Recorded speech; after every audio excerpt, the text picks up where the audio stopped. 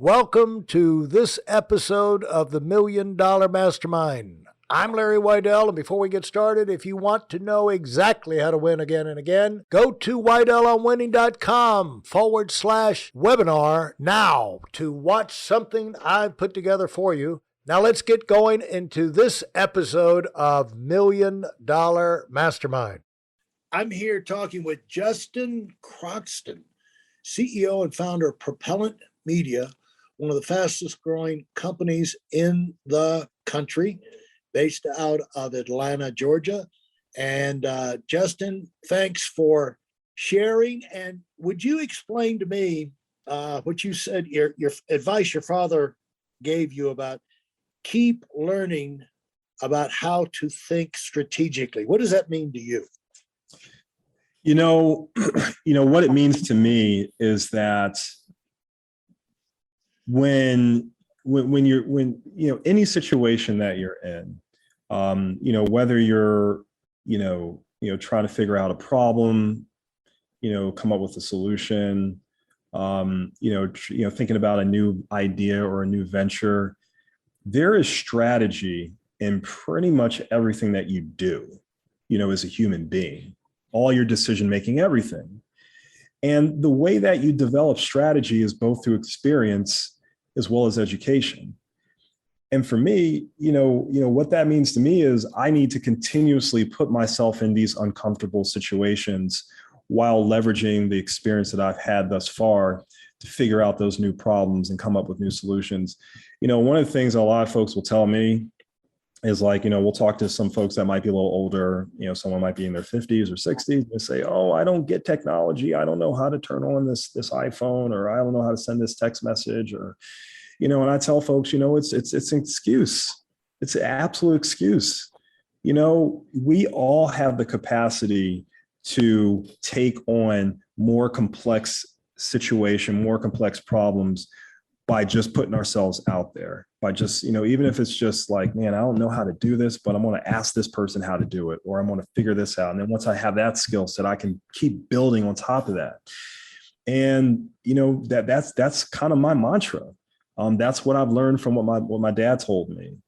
And even sort of the tutelage that my mother gives me. And so, I say that to say, I know technology can be a little daunting for a lot of folks. But it can't be an excuse to paralyze you into not being able to move forward, with certain opportunities. It's more of a microcosm of the bigger point that I wanted to make there. But when you think strategically, it's got to be beyond just learning new things. I would say so. I mean, it can't just be learning new things. It's, how do I say this? Putting yourself into those uncomfortable positions and being willing to also do new things, as well as, I don't say perfect some of the older things that you're doing, but, just kind of putting yourself out there as well with some new experiences, whether it be starting a new business or anything of that nature. Well, another thing, what it suggests to me is, as you go through life and problems come up, don't just think about solving the problem, the situation in front of you. Learn how to think past that so you can do things to make sure that problem never comes up again, or is highly unlikely to come up again. Basically, like, I'm not going to let this happen to me again. So you're solving one problem, but you're solving you're dealing with it and steering around and making it hard for it to come up and be something you have to deal with down the road. Right. And you can deal with it faster now too. Well, that's right. Yeah. You can recognize the problem of the situation, and it might not appear to other people that it's the same thing, but it is the same thing, because you kind of thought it through. And when you're building a company, talk about how your growth has compounded and what that has meant for you in terms of adding new people, adding, your, expanding office space. Yeah, we're, I mean, what's really been fortunate for us is there's so many digital ad agencies out there, so many.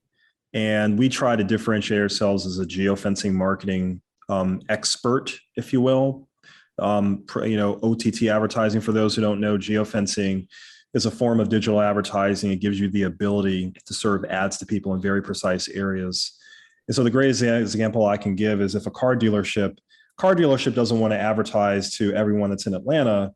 They want to target people that they know are in market looking to buy a car. And so their best targets would actually be their competitors. So we can build a virtual fence around other car dealerships and serve ads to the customers that are walking inside of those other dealerships effectively. And so for us, we were able to differentiate ourselves as that market leader, and really the rest has been history. That's really been our lane, but we've also done a lot of omni-channel advertising. So we do AdWords, Facebook advertising, those kinds of things.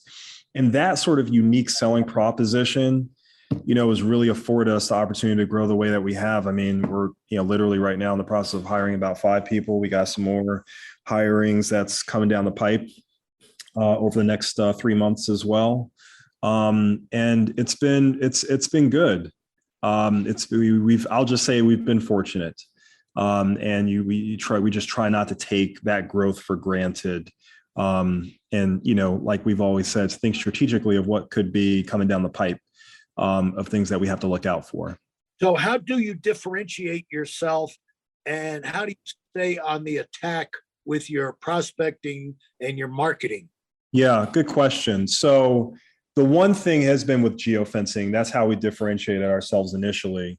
But what we've also noticed is that you can't just, like, we were at one point 100% geofencing, and then we started to transition into, we lead with geofencing, but we do these other things, being able to sort of tell that story in somewhat of a different way so that we're not losing market position with the geofencing and the programmatic display and the OTT advertising that we do for many of our clients. And so the way that we've been able to, and what I tell a lot of folks, from a growth standpoint, number one, we practice what we preach. We don't tell clients that you should do this form of advertising, we do it ourselves. And a lot of folks will say, I'm not ready to spend $1,000 or $5,000 a month in advertising or marketing. And I'm like, you need to build a sustainable business model that is recurring. And I understand that, for some people, 5,000 would be too much. Other people may say, well, 50,000 is too much and 25 is really not that bad. But you got to have a marketing plan. And we've had a marketing plan for ourselves, and, we've invested in the same strategies that we do for our clients. We do it for ourselves. So that's really been one of the biggest things. We've also built out an inbound sales pipeline, and also a sales team that handles that inbound. And we're still working on an outbound process as well. And so, we're just trying to think through all the different ways that we can traditionally as well as non-traditionally acquire customers, and do it in a way where we're just trying to add value to those folks and just slowly build those relationships over time.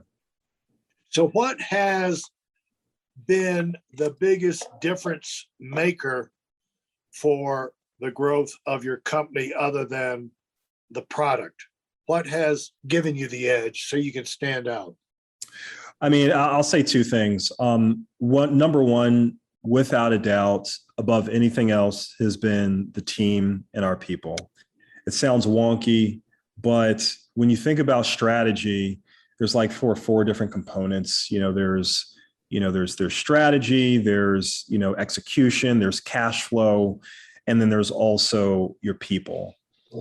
People matters more than anything else, because if you don't get the right people who can think through strategy, execute, then you won't be able to get the cash flows that you need to reinvest into the company. And I genuinely believe that the culture, the environment, and the people that we've brought on board to the company has really helped us, afford us the opportunity to grow the way that we have. That's been sort of, I don't call it the secret sauce, but that's been a big deal for us. There's a number of other things that we've done. And I know I said this before, but I just got to reiterate this. We practice what we preach. We do our own form of marketing for ourselves. For everyone that's out there, just to give you a stylized example, if you're listening, if you go to www.propellant.media, you will see it's a website that's not just solely built to say, hey, I'm a digital advertising company. Here are my services. Let me know if you want to have a conversation. The website itself is built as a tool to educate the market, as well as capture your contact information, send emails to you, educate you, provide many different touch points for you to actually engage with our internal team. I can't tell you how many clients, let alone other agencies, that just have a simple website, and it just makes it very difficult for people to actually want to engage with you. And so that's really been our secret sauce. And we also just try to educate the market as much as we can. And that's also afforded us the opportunity to be a thought leader in the work that we do.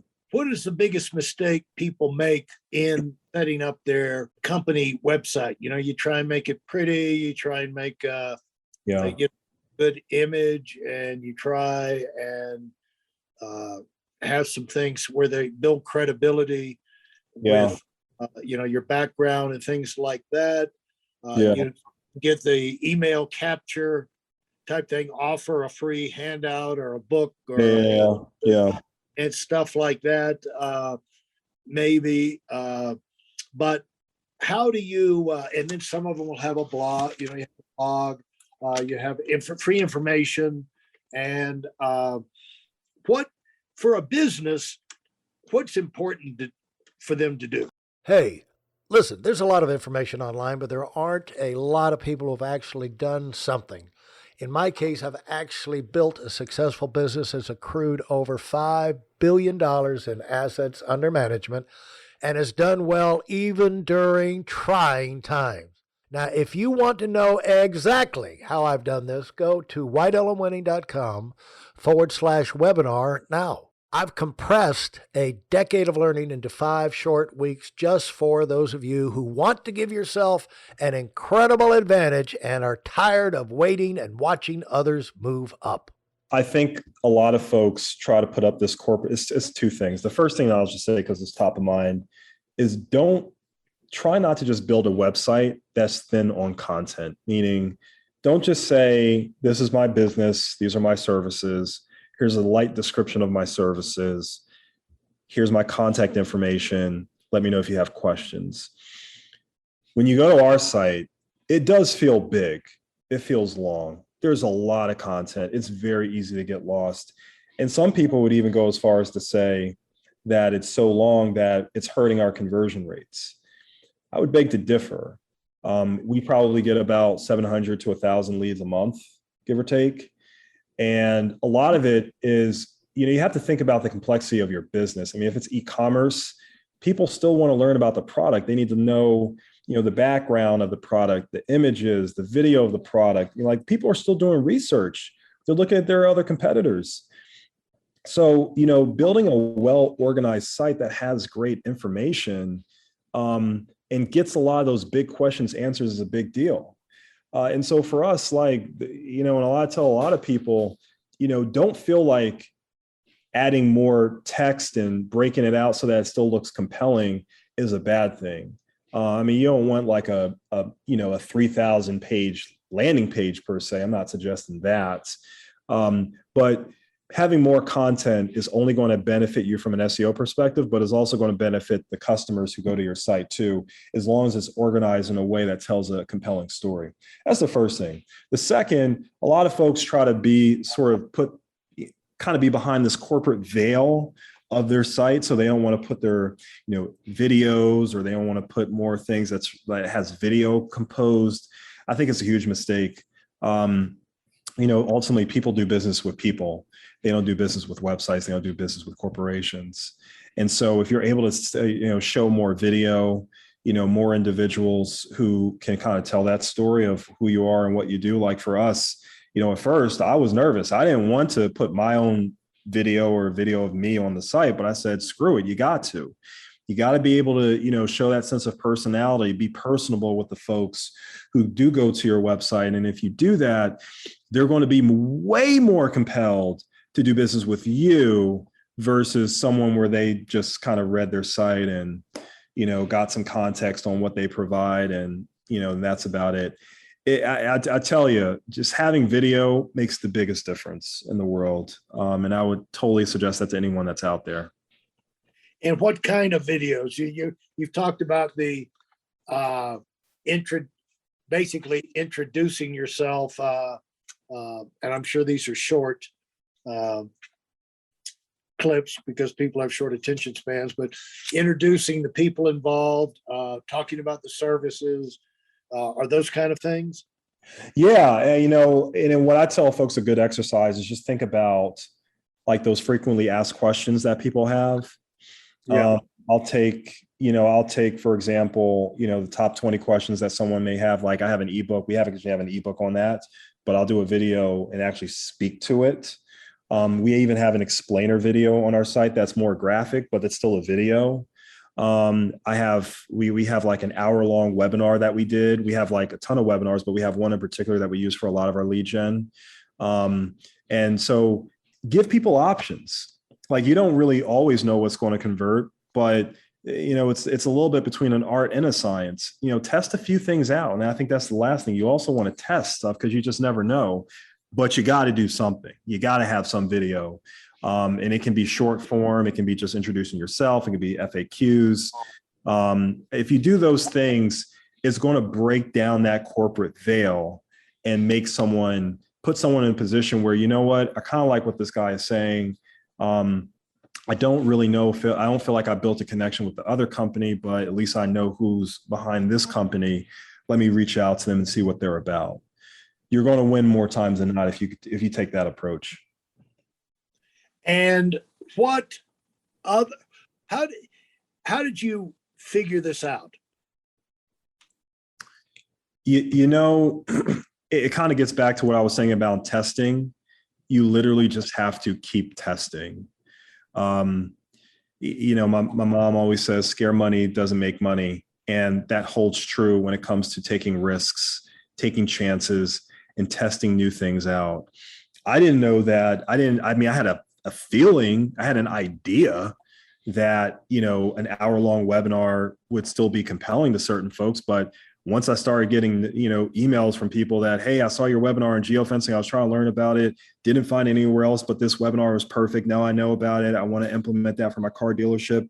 Can you let me know a little bit more about it? That kind of thing. Then, I kind of knew we were onto something. And then we doubled down and tripled down on that approach. We started doing more videos and, doing more ebooks and more video. But you only know that by testing it. If you don't test it, then you won't know it. It's kind of like the public speaking. You got to put yourself out there. So I didn't know it, but I did know that there was an opportunity. And I also had a sense that, like people do business with people ultimately. And, that's sort of my mantra. And if you take that approach, hopefully we'll win more times than not. What excites you about your company and your role and your future right now? What is the things that's got you the most excited? It's sort of like a matrix, sort of like a puzzle, where, when I went to business school, I wasn't sure if I was going to be an entrepreneur per se, or if I was going to work for a digital agency or what the path would be. But what excites me is that I get to leverage the MBA that I did get. And you don't have to have an MBA in order to be successful in any business, let alone digital advertising. But what excites me is I do get a chance to leverage all the skills that I gained on top of the soft skills with getting my MBA, and be able to think about all the different problems that we're solving at Propellant Media, both for clients as well as internally. Whether it be how do we improve cash flows, turnaround times for AR from, 65 days to 30 days to 15 days, those kinds of things, to how do you develop talent within your team if one or two people may not, have the same capacity for talent that someone else on your team may have. Like how do you grow and groom those individuals, to thinking about the growth that we've had in programmatic and geofencing, but then solving for how to grow quickly in other areas and what that could look like, and how to develop or build out an outbound sales function. Like I'm decent at sales, but I don't know the process and the path. So we hired a company, but we're partnering on how to build that out successfully. And so for us, it's really been thinking through, all those, not having the answer for everything, but knowing that the new things that we're testing and that we're doing is actually making a difference. Like we're seeing our revenues grow every single year. We made the Inc. 5000 last year, just made it this year again. And, it's material, material impact. And just knowing that I'm never working on the same thing every single day, it's something that's different. I'm constantly learning, is very gratifying. If you enjoyed what you've heard and are dead serious about finding out for yourself exactly how this works in the real world, I've taken the most valuable business lessons I've learned over 40 years and put them into something for you to watch. Go to whiteelementwinning.com/webinar now in order to move up as fast as possible. I'm Larry Weidel, and I run the $1 Million Mastermind. Go, go, go.